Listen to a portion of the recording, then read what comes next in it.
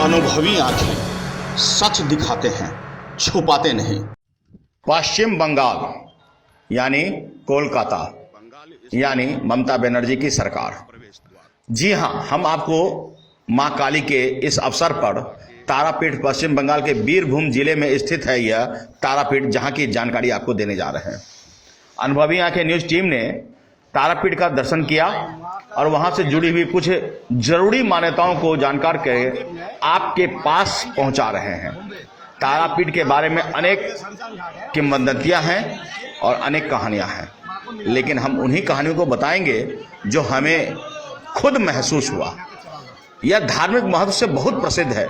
Discovery ने भी दक्षिणेश्वर काली के नाम पर तारापीठ के बारे में भी बहुत कुछ बताया है, यानी विश्व में भी तारापीठ के बारे में बताया गया है। 51 शक्तिपीठों में से 5 शक्तिपीठ बीरभूम जिले में है। बकुरेश्वर, नारहाटी, बंदेश्वरी, फुलोरा देवी और तारापीठ। तारापीठ यहाँ का सबसे प्रमुख धार्मिक तीर्थ है। आपको बताया गया जो तारापीठ मंदिर से 2 किलोमीटर की दूरी पे कहते हैं कि वामखेमा मां के तारा मंदिर के सामने महाशमशान में तारा देवी के दर्शन हुए थे। कहते हैं कि शमशान भूमि में एक पेड़ के नीचे मां तारा का जन्म हुआ और वहीं से उसे निकालकर स्थापित किया गया है। शमशान भूमि में मां तारापीठ है। पंडितों का कहना है कि अगर किसी के घर में मृत्यु होती है तो कंधों पर उसकी लाश लेकर मां तारापीठ के द्वार पर लेकर आते हैं और उसके बाद उसे जलाया जाता है। मंदिर में मां काली की मूर्ति की पूजा और मां तारा के रूप में उसकी आराधना की जाती है। बेहद इतिहास है इनका लंबा। आपको बता दें कि तारापीठ राजा दशरथ के कुल पुरोहित वशिष्ठ मुनि के सिद्धासन और मां तारा का अधिष्ठान भी जगह है, इसलिए यह हिंदुओं का महातीर्थ भी कहलाता है। सुदर्शन चक्र से छिन्न भिन्न होकर देवी सती की आंख की पुतली, बीच का तारा यानी आंख का तारा, आप बच्चों को भी कहते होंगे ये आंख का तारा है, तो ये तारा मतलब आंख का तारा। तो जब वहां गिरा आंख का तारा तो वह तारापीठ कहलाया और वो पश्चिम बंगाल के बीरभूम में तारापीठ की जगह से मशहूर हो गई। यहाँ पर रतनगढ़ के प्रसिद्ध वैश्य यानी कि बनियों का रमापति अपने पुत्र को लेकर नाव द्वारा व्यापार करने आए थे और तारापीठ के पास उनका पुत्र सर्प के काटने से मर गया। ये माँ तारा देवी के दरबार में जाने से पहले इस प्रकार आप प्रसाद लेंगे, पूजा की सामग्री लेंगे। ये भक्त हैं दिल्ली से आए हुए मनीष जी। मनीष जी, यहाँ आकर आपको कैसा लग रहा है? बहुत दिल को सुकून मिल रहा है कि मां काली के दर्शन करने को मिलेंगे। यहाँ एक भक्त और हरियाणा से आए हुए हैं। राजेश जी, आपको यहाँ आकर कैसा लग रहा है? बहुत अच्छा महसूस हो रहा है, मन को शांति मिल रही है। हम हरियाणा रोहतक से आए हैं। हम पहले देव बाबा गए, उसके बाद कौन से बाबा गए, अब यहाँ आए। बागपत से राकेश जी आए हैं। राकेश जी, कैसा लग रहा है? बहुत अच्छा लग रहा है। किस दरबार में हैं आप? मां काली, माँ काली के दरबार में है, तारा देवी के तारापीठ। बेहद महत्वपूर्ण और आस्था का केंद्र है यह। बड़े भाग्य से लोग यहाँ पहुँचते हैं। तो हम सब अगर यहाँ पहुँचे हुए हैं तो निश्चित मानिए कि कहीं ना कहीं इस पुण्य के लिए और हम सब की जो श्रद्धा है वह माँ के प्रति अटूट है, जो उन्होंने अपने दरबार तक हम लोगों को आने दी। जय मां काली, जय माँ काली, जय माँ तारापीठ। आप अपने घर में जब, जी हाँ मैं पुनः कह रहा हूं, आप अपने घर में जब आप पूजा करवाते हैं, अर्चना करवाते हैं, सत्यनारायण भगवान की पूजन करते हैं, तो यह कहानी आपने सुना होगा। तो उसी जगह को तारापीठ कहा जा रहा है।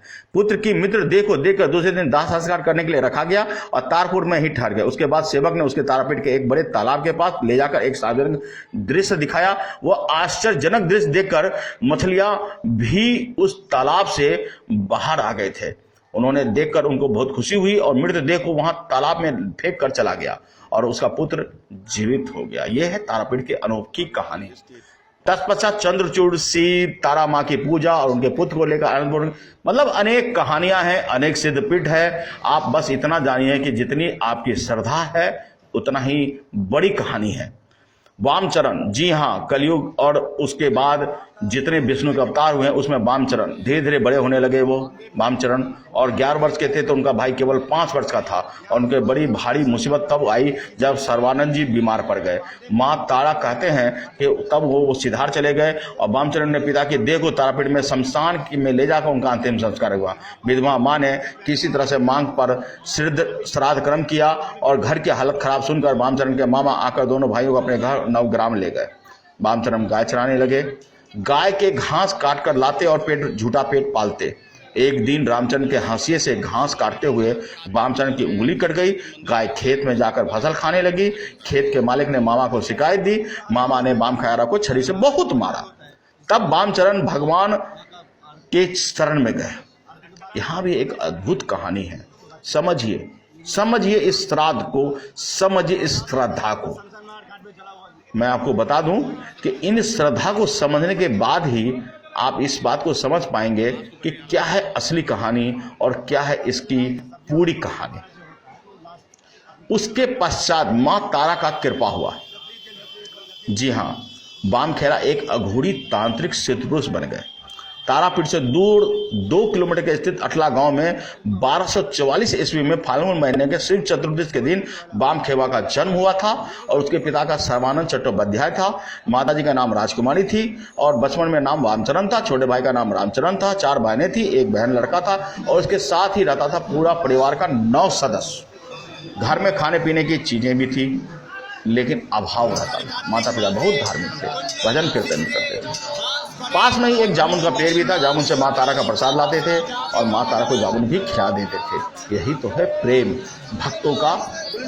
जी हाँ, भगवान के प्रति प्रेम। कहते हैं कि वामचरण धीरे धीरे बड़े होने लगे और 11 वर्ष की उम्र में उसने भाई 5 वर्ष का था जब, तो वो ज्यादा बड़े हो गए और ऊपर बड़ी भारी मुसीबत आई। सर्वानंद बहुत बीमार हो गए। माँ तारा ने उसको स्वर्ग सिधार दिया। वामचरण ने पिता की देह को तारापीठ के शमशान में ले जाकर अंतिम संस्कार कर दिया। विधवा माँ ने किसी तरह मांग का श्राद्ध कर दिया और घर की हालत खराब सुनकर वामचरण ने मामा के आकर दोनों भाई को अपने नवग्राम में ले गए। वामचरण गाय चराने लगे। रामचरण गाय के घास को काट कर लाते थे और ये मैंने आपको पहले ही बता दिया है। उसके बाद क्या हुआ? तत्पश्चात वामचरण भागकर अपनी माँ के पास अल्लाह गांव गए। उधर रामचरण को एक साधु गाना सिखाने लगे थे और इस तरह से उनकी जीवन यापन होने लगा। वामखेड़ा उस समय आग में कूद गए। जब वे आग में कूदे तो लोगों ने सोचा कि उसकी तो जेल जल जाएगी, लेकिन नहीं, माँ तारा ने उसे बचा लिया।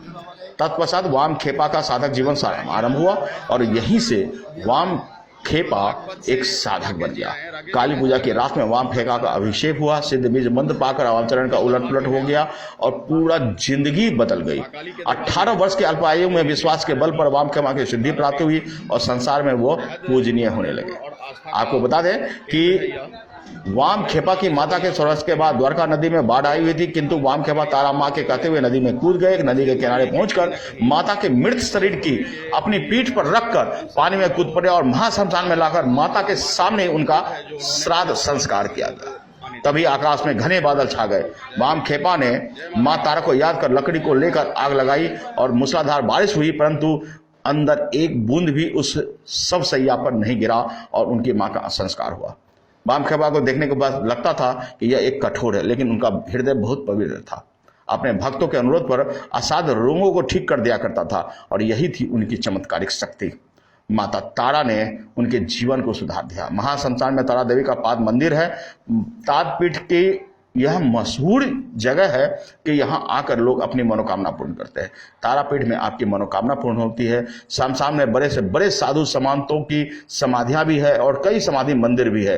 फिर भी साधु कुटी बनाकर शमशान में ही रहते हैं क्योंकि मुर्दे भी यहीं जलाए जाते हैं और माता ने यहीं जन्म लिया, यहीं प्रकट हुई है। इसलिए शमशान भूमि के इस तारापीठ की अनुपंपा और अनुकंपा बेहद मशहूर है।